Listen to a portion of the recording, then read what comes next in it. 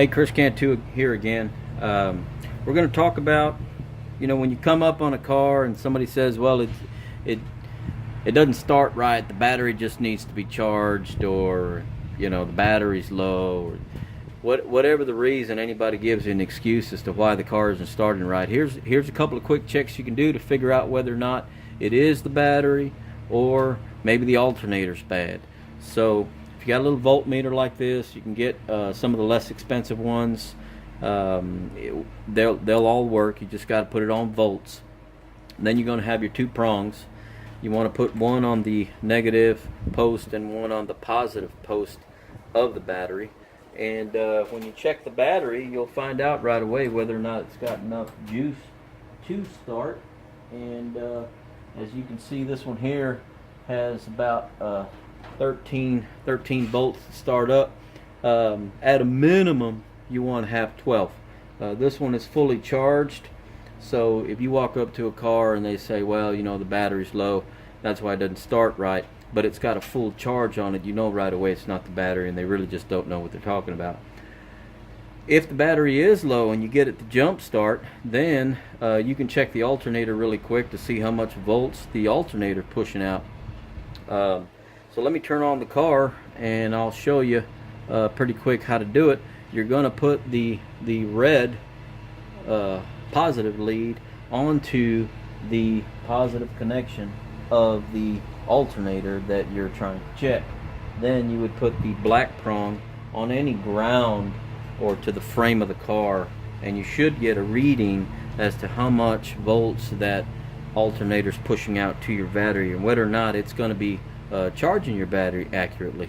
So let me go around, let me turn on the car, and then we'll get going.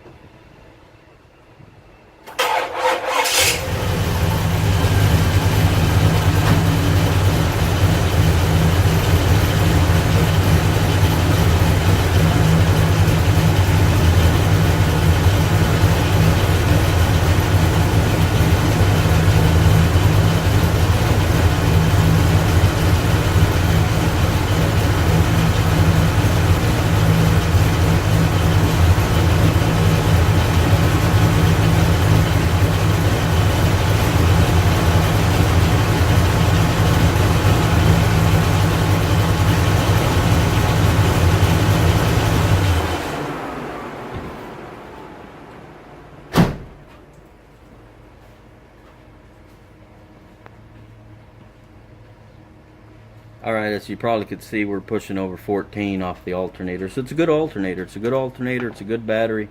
Everything's working right. And but if you ever come across a situation where you need to troubleshoot pretty quickly, taking a little amp voltmeter to wherever you're looking at cars, so that way you know what you're in for, that's going to be the best thing to do.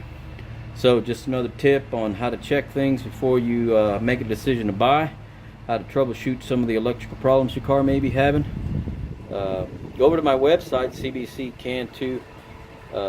cbcmoney.com.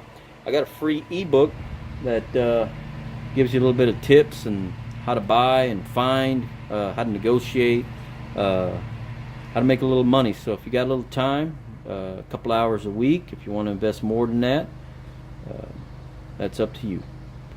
So another tip from Chris. Hope it was helpful.